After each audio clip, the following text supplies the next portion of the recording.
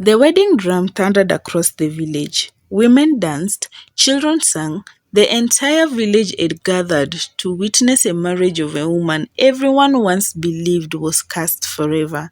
As the groom gently lifted its bride's veil, a blinding golden light suddenly surrounded her. The crowd gasped. Screamed was heard in the air. Others even fell to their knees. Before their eyes, the scarred-faced woman standing beside the groom transformed into the most breathtaking beauty they've ever seen. Her dark skin glowed like polished ebony under the morning sun.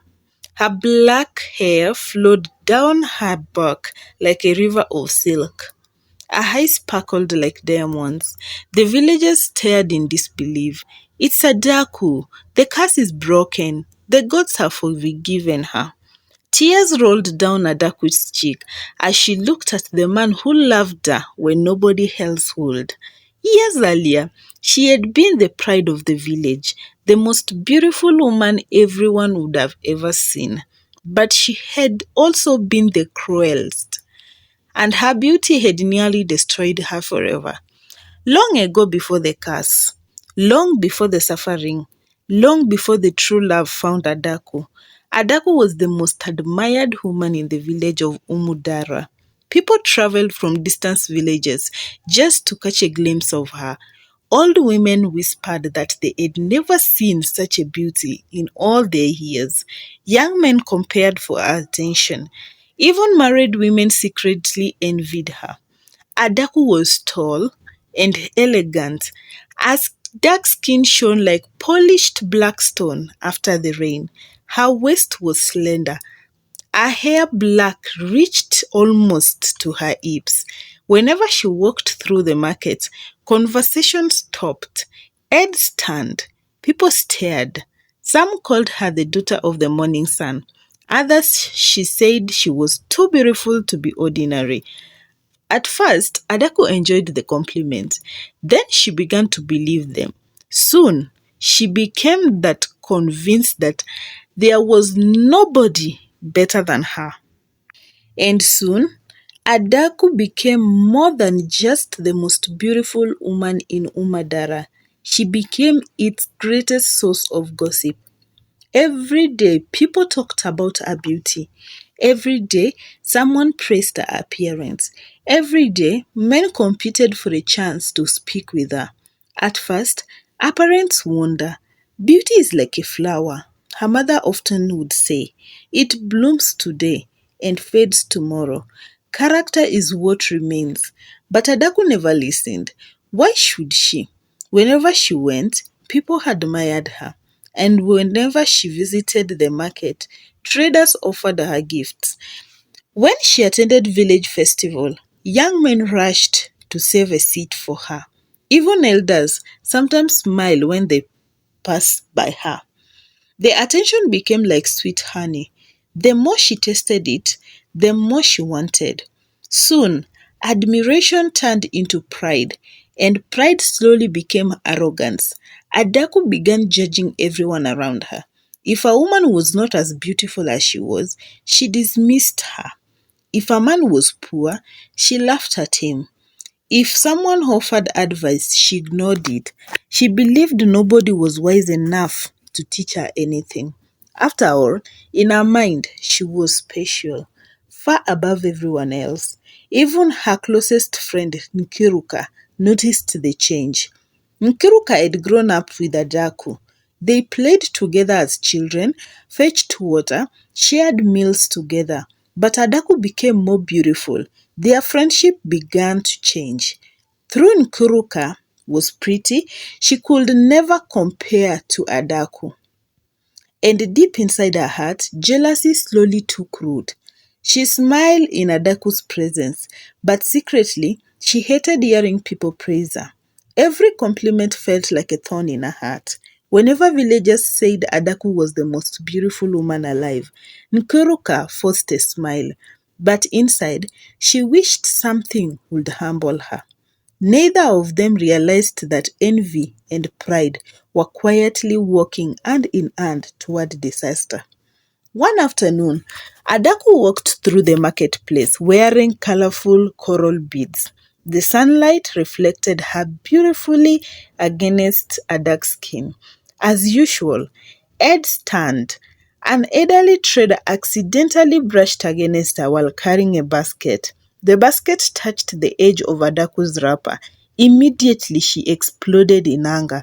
Watch where you're going, old woman. The trader bowed quickly. I'm sorry, my daughter. But Adaku was furious. Sorry? Look at what you've done. Do you know how expensive this cloth is? The old woman apologized repeatedly, yet Adaku continued insulting her.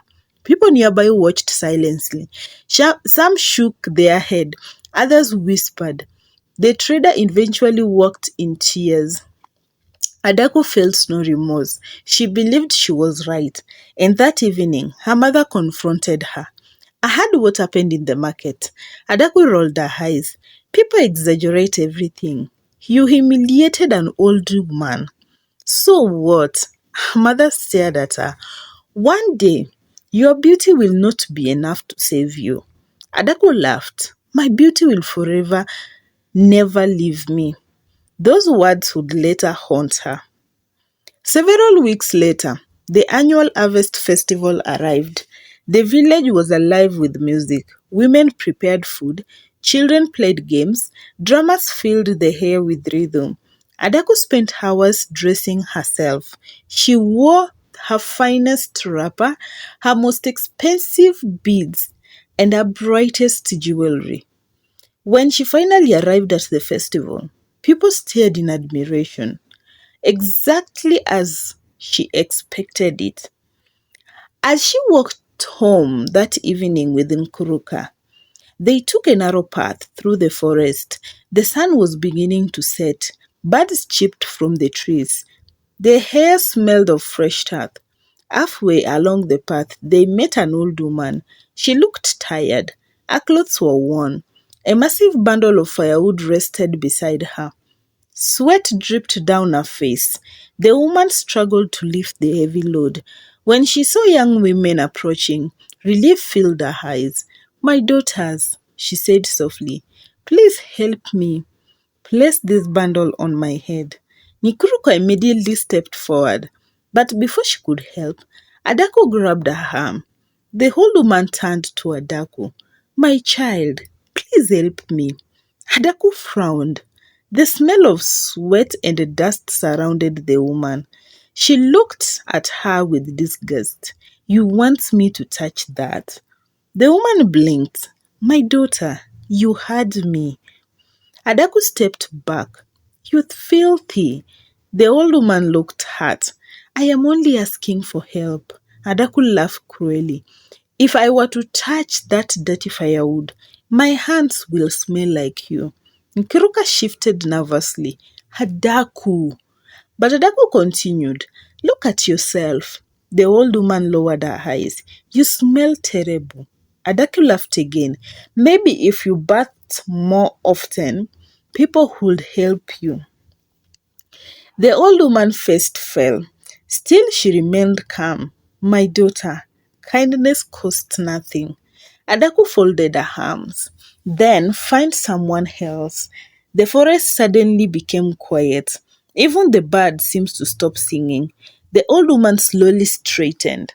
When she lifted her head, something strange flashed within her eyes. Something ancient, something powerful, something terrifying. You are proud of your beauty. For the first time, Adaku felt uncomfortable. The woman's voice sounded different, deeper, almost supernatural. You believe beauty makes you greater than others. The wind began to move through the trees. The leaves swirled around them. Nkiruka's heart raced. The old woman pointed at Adaku. Since beauty has become your god, her voice echoed through the forest. Let beauty abandon you. The sky darkened. Thunder rumbled. Adaku stepped back. What are you talking about? The old woman continued. Tomorrow, your face shall become what your heart already is. Fear gripped Adaku. You cannot threaten me. The old woman ignored her. No mirror will recognize you. The wind intensified, and only when someone truly loves you, despite your appearance, the curse will be broken. Lightning flashed across the sky. Then everything stopped. The wind disappeared. The bird resumed singing. The forest became normal again. The old woman was gone. Gone, as though she had never existed. Adaku looked around in confusion. Nkeruka trembled. Neither of them spoke during the journey home. Yet deep inside, Adaku convinced herself it was meaningless. Just words of a foolish old woman. Nothing more. She had no idea her life was about to change forever. The next morning, Adaku woke up smiling. She stretched lazily. Then she walked toward her mirror and screamed. The sound echoed through the entire house. Her mother rushed into the room. Her father followed. When they saw her face, both of them froze. The beautiful skin of Adaku was gone. Painful scars covered her cheeks. Her eyes appeared uneven. Her nose seemed distorted. Her hair looked dry and brittle. Her appearance had transformed completely. Adaku stared at her reflection. No! Her voice trembled. No, no, no, no, no. She touched her face repeatedly. The scars remained. The ugliness remained. Nothing changed. She screamed again. Soon, neighbors gathered outside. Word spread quickly. People came running. Nobody believed what they heard. How could the most beautiful woman in Umadara become unrecognizable overnight? Villagers crowded around the house. Some gasped, others whispered. Children hid behind their mothers. Many refused to believe it was really Adaku. Even Kruka was shocked. Although jealousy had lived in her heart, she never imagined something like this. Adaku spent the entire day crying. The next day, she searched for the old woman. The next and the next week passed. She searched forests, roads, villages, markets. No trace. It was as if the woman had vanished from existence. The curse remained, and slowly the world began treating Adaku differently, exactly as she was treating others earlier. The days that followed were the darkest days Adaku has ever known. Only a month earlier, people had fought for the chance to speak with her. Now people crossed the road to avoid her. The same woman who once praised her beauty now whispered behind her back. The same young men who once followed her through the marketplace, pretending not to know her. For the first time in her life, Adako understood what it felt like to be ignored, what it felt like to be rejected, and the pain was unbearable. Every morning she woke up hoping the curse had disappeared. Every morning she rushed to the mirror, and every morning she found the same scarred face staring back at her. Sometimes she cried until her eyes swelled. Sometimes she locked herself in a room for days. Others times she wandered through the forest searching for the mysterious old woman. But the woman was nowhere to be found. Months passed, and then something even worse happened. The family that once received countless visitors stopped receiving guests. Many people believed Adaku's curse was contagious. Others claimed she had angered the spirit, and some even suggested she had practiced forbidden magic. Rumors spread faster than wildfire. Soon, the children began running around whenever they saw her. At first, Adaku became hungry, then bitter, then heartbroken. One afternoon, she sat beneath a mango tree, watching the villagers prepared for a festival. A group of young women passed nearby. Among them was Nkiruka. For years, Nkiruka had been known as simply as Adaku's friend. Now people paid attention to her. Without Adaku's beauty overshadowing everyone else, Nikiruka finally received the admiration she had secretly wanted for years. As Adaku watched several young men laughed and joked with Nikiruka, the sight stung her heart, not because she wanted the men, but because she suddenly realized how quickly people forgot. A few months earlier, those same men had sworn they would love her forever, and now they acted as though she had never existed. That evening, Nkuruka visited Adaku's home. She brought food and sat beside her. "How are you feeling?" she asked. Adaku stared at the ground. "I don't know anymore." Nkiruka sighed. "You must stay strong." Oh. For a moment, Adaku felt grateful. Perhaps at least one friend remained loyal. But what she did not know was that Nkuruka's heart was changing. The jealousy she once carried for years had not disappeared. Instead, it had become something darker. Now that Adaku had fallen, Nkiruka secretly enjoyed being admired. For the first time in her life, she was receiving attention, and she did not want to lose it. Several weeks later, Adaku overheard something that shattered her heart. She had gone to fetch water at the dawn. As she approached the river, she heard voices nearby. Women were gossiping. One voice belonged to Nikruka. Adaku stopped behind a tree. She had no intention of spying, but then she heard her own name. "Honestly," Nikruka was saying, "perhaps the curse was necessary." The women laughed softly. Another one asked, "What do you mean?" Nkiruka shrugged. "Adaku treated everyone terribly. Maybe this is just a lesson she needed." The others nodded. "But I do feel sorry for her." Nkiruka remained silent for a moment. Then she said something that pierced Adaku's soul. "To be honest, I'm not surprised this happened. Nobody can be that proud forever." Women continued talking, but Adaku heard no more. Tears filled her eyes. Quietly, she turned around and walked away. The betrayal hurt more than the curse. Nkiruka had been her closest friend, the one person she believed would always stand beside her. Yet, even she had become another voice among the crowd. That night, Adaku cried herself to sleep.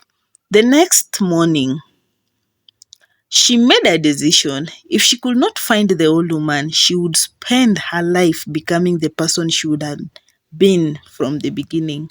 At first, the villagers were suspicious. Nobody believed she had changed. After all, Adaku had spent years insulting people, years looking down on others, years behaving as though she was above everyone else. Why would anyone trust her now? Still, she persisted. When the elderly women carried heavy baskets, she would help them. When children needed assistance, she would stop to help. When farmers worked in the field, she would offer support. Some rejected her, some mocked her, others even called her names. Yet she continued, little by little. Something inside her began changing. The pride that once filled her heart slowly faded, and for the first time, she began seeing people as for not their appearance, wealth, or status, but for who they were. One rainy afternoon, while Adaku was returning from the market, Adaku noticed an elderly man struggling to push a broken cart through the thick mud. Without hesitation, she rushed over. "Let me help you." The man stared at her. "You know who I am?" "Of course." The man frowned. Years earlier, Adaku had insulted him publicly because his clothes were old. He had never forgotten. "Why are you helping me now?" Adaku lowered her eyes. "Because helping you is the right thing to do." The man studied her face. Then they pushed the cart together. When they finally reached the village, the old man smiled. For the first time in months, someone smiled at Adaku without fear, without pity, without judgment. A tiny warmth filled her heart. Perhaps she could truly change. Perhaps redemption was possible. The seasons passed. The rainy season ended, and the dry season soon arrived. Life continued. One evening, while gathering firewood near the edge of the forest, Adaku heard a cry. Someone was in trouble. Without thinking, she followed the sound. Deep among the trees, she discovered a young man trapped beneath a fallen branch. The branch had collapsed during a storm. The man's leg was injured. He struggled to move. When he saw Adaku approaching, he seemed relieved. Please help me. Years earlier, Adaku might have walked away. Now, she immediately rushed forward. The branch was heavy, very heavy, but somehow she managed to move for him to escape. A young man collapsed onto the ground. Exhausted, Adaku knelt beside him. Are you hurt badly? He nodded. My leg. Carefully, she helped him stand, then supported him all the way back towards the village. His name was Chibuzo. He came from the neighboring village. He was a farmer, not rich, not powerful, just a honest, hardworking man. Over the several weeks, Adako visited him frequently while his leg healed. She brought food, medicine, and company. At first, their conversation was simple, but gradually they became longer and deeper. Unlike other men, Chibuzo never spoke about her beauty. He never compared her to anyone, never asked question why she looked what she looked like before the curse, never treated her differently. Instead, he listened, he laughed with her, he respected her. One afternoon, as they sat beneath the tree, Adako finally spoke and asked the question that had haunted her for months. Aren't you afraid of me? Chibuzo looked confused. Why would I be afraid? She touched the scars on her face. Because of these. Has He kept quiet for quite some time. Then he stared at her quietly. Then he smiled. I see your face every day. Adaku lowered her gaze. It must be unpleasant. No. She blinked. What? No. His voice was gentle. The first day we met, you saved my life. Adaku remained silent. You could have left me there, he continued, but you stayed. A smile appeared on his face. When I look at you, that is what I see. For a moment, Adaku could not speak. Nobody had ever said anything like that to her before. Years ago, people admired her appearance, but nobody had cared about her heart. Now, when her beauty was gone, someone was seeing something deeper.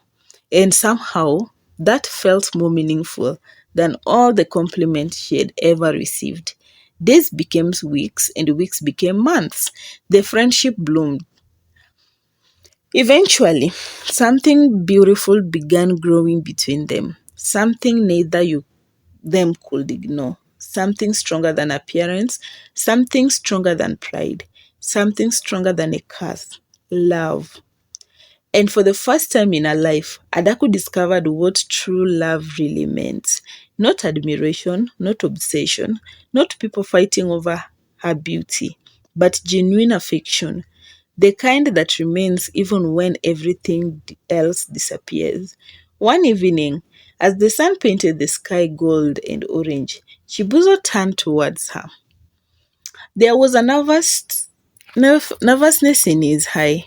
Adaku, she looked at him. Yes. He took a deep breath. Then he smiled. I think I've fallen in love with you. Adaku froze. Her heart pounded. Surely she had misunderstood. Surely he meant someone else. But in his eyes, love never left.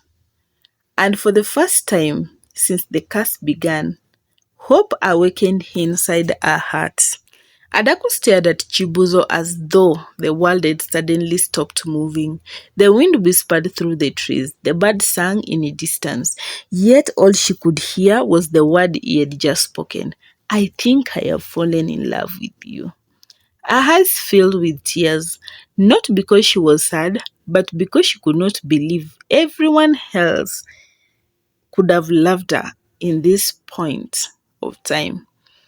Not after everything had just happened, not after the curse, not after the scars, not after the humiliation she had endured.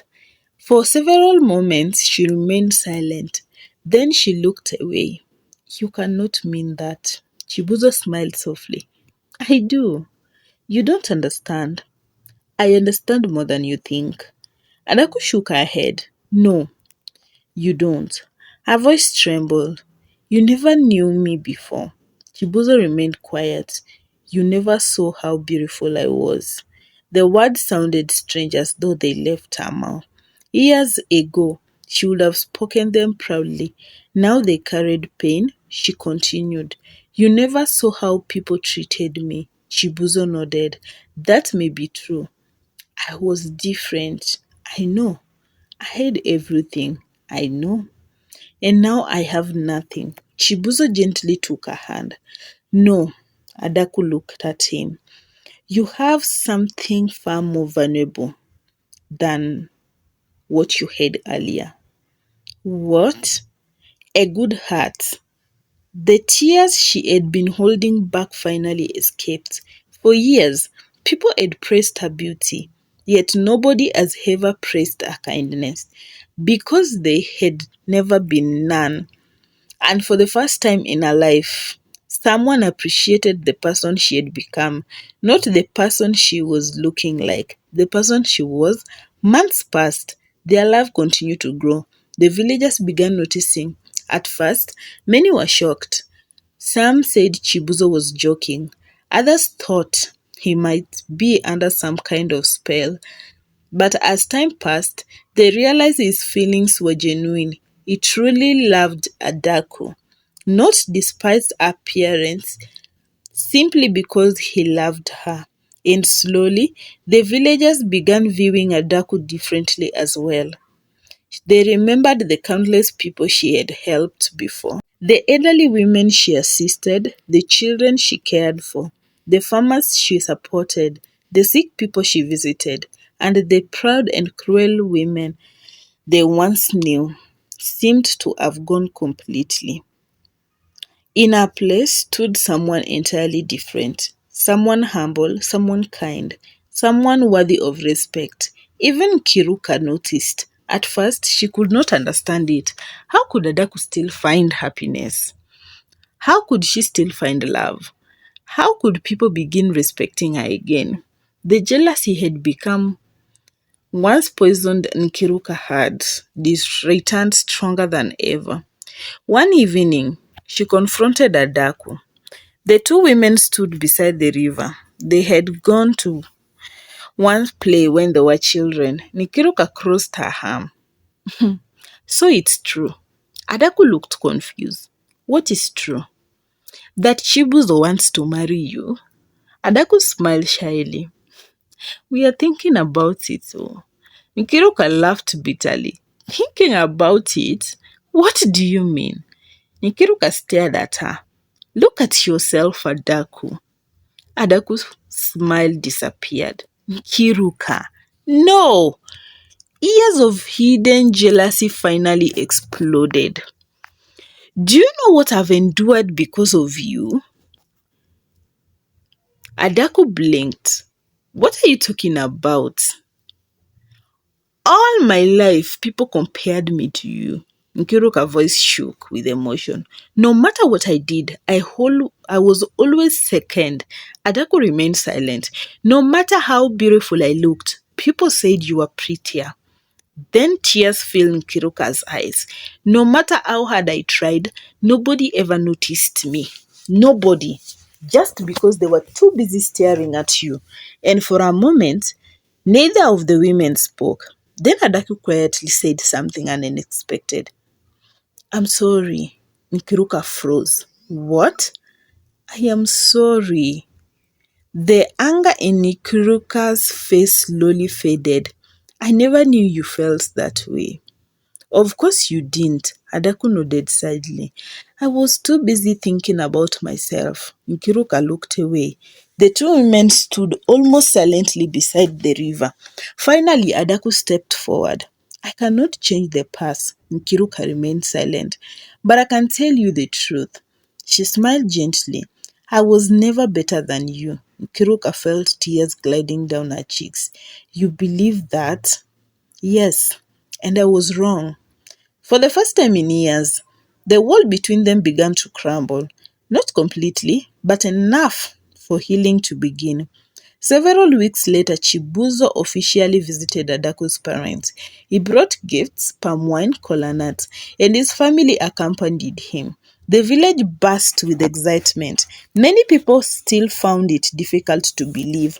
The most beautiful woman who had ever become the most rejected woman was finally getting married.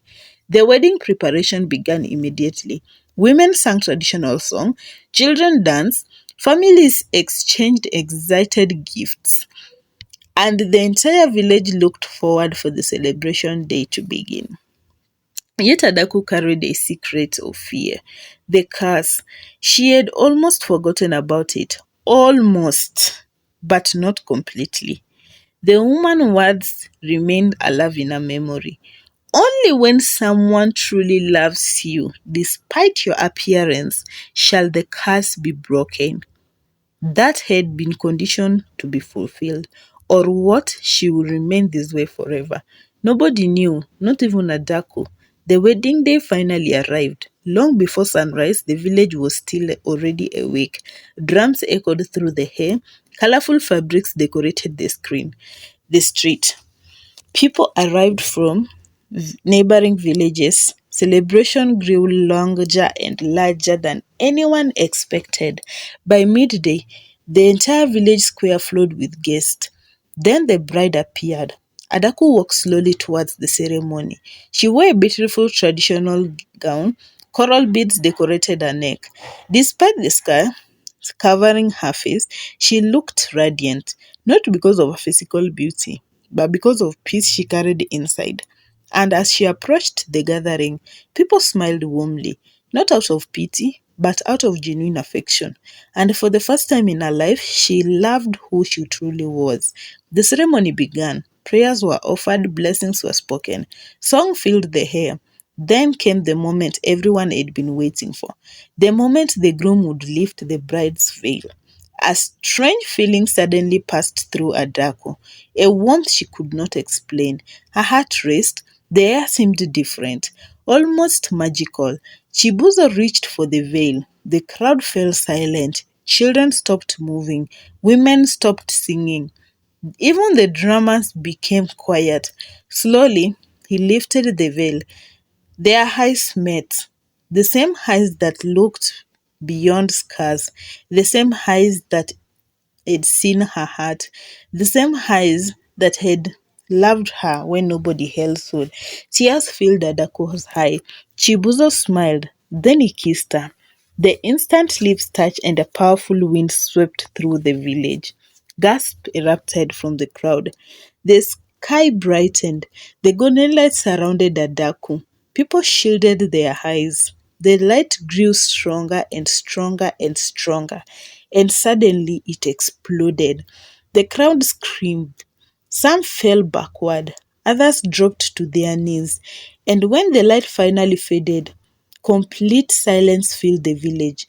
Nobody moved, nobody spoke, nobody breathed. A woman pointed, her voice trembled. Look! Everyone turned, and what they saw left them speechless. The scars were gone. Every scar, every mark, every trace of a curse gone.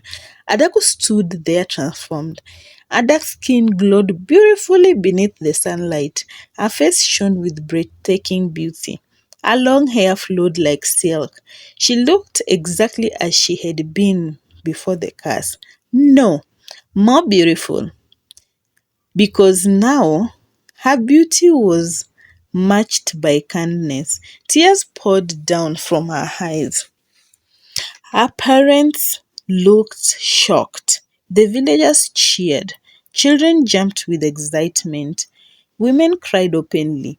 And standing at the edge of the crowd was a familiar figure, an old woman carrying a bundle of firewood. the same mysterious woman from the forest. Adaku saw her immediately. Their eyes met. The old woman smiled, and this time it was no longer anger, only peace. She nodded slowly, as though saying, "You have learned." Then she walked away. Within moments, she disappeared, just as mysterious as she had appeared years earlier. Nobody saw her again. The celebration continued until nightfall. Songs filled the air. Lighter echo the village. People danced beneath the stars, and for the first time in many years, Adako felt completely free. Years later, people who told the story about Adako speak first about her beauty. They spoke about her transformation. They spoke about how pride became humility, how cruelty became kindness, and how rejection became love, how curse became a blessing in disguise, and whenever parents told the story to their children, they always ended with the same lesson. Beauty may attract attention, but character earns respect. Beauty can open doors, but kindness keeps them off. A beautiful face may win admiration for a moment, but a beautiful heart wins love for a lifetime. Never look down on others because of their appearance, wealth, status, or even success. The person you ignore today may become the person who will change your life tomorrow. And the greatest beauty in the world is not found in the mirror, it is found in the way you treat people. Besties is not a matter of how you view yourself, of how you view people. What matters the most is how you treat them when they don't have something to benefit you. If you are not benefiting something from them, you don't have anything to benefit from them, and you treat them right, that is what we measure beauty with, not the appearance, not your physical appearance. I hope you've learned something from Adaku's story, and I hope you're going to put it into practice. Never look down on others because you feel you're better than them. Beauty may last, but it may not last forever. But your act of kindness will always linger in their hearts forever and ever. If you've not subscribed to this channel, please hit the subscribe button and also tell me what you think about this story. Did you enjoy it? Do you want me to create another one? Please let me know in the comment section. I'll be so glad to see your messages. And until next time, bye.